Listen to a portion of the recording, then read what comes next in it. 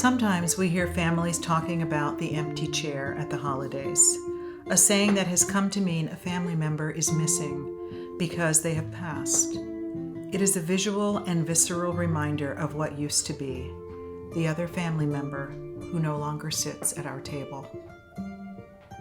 For me, it is the empty hat, the hat that no longer sits on my son's head, the one he wore frontwards and backwards, sideways and straight, whether he was being silly or philosophical, creating guitar riffs, or hanging out with his friends, always the hat.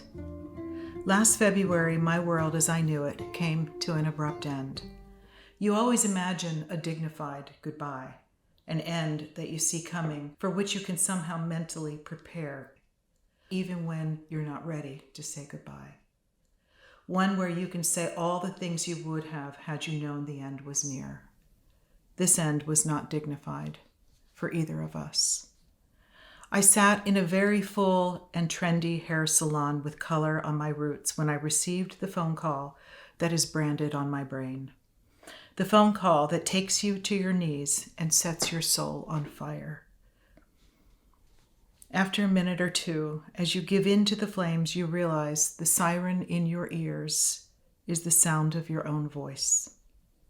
You crumble to the floor as the ashes of your life float around you, like fireflies, uttering, "He's ours now. You lost the battle. All you have now is this empty hat."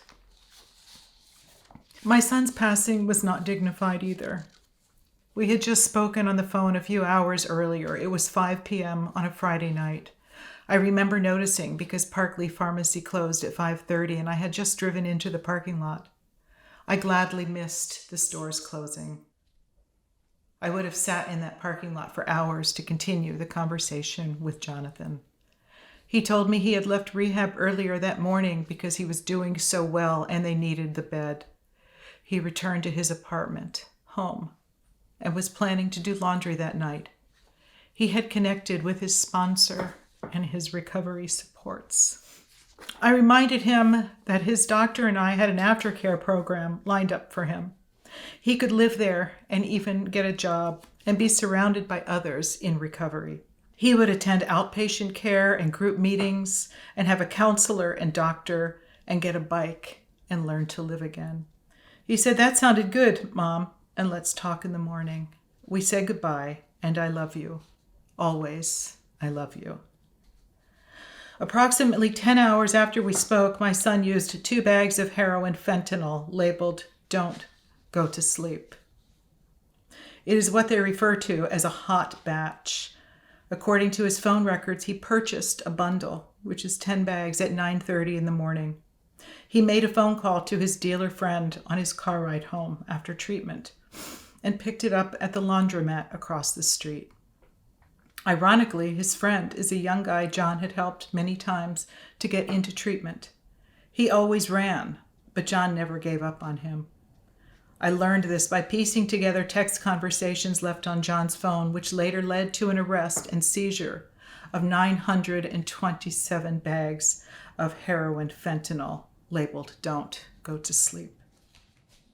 His rehab center failed to acknowledge, accept, or respond to 3 phone calls I had made alerting them to the necessity of aftercare and sharing the plan I had put in place so that he would not have to return to his apartment alone. His roommate's girlfriend found him when she checked on him at 11 a.m. Her first call was to 911. Her second call was to me.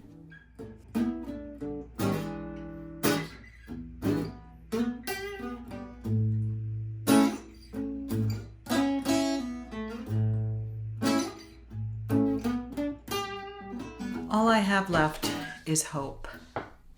My worst nightmare has already happened.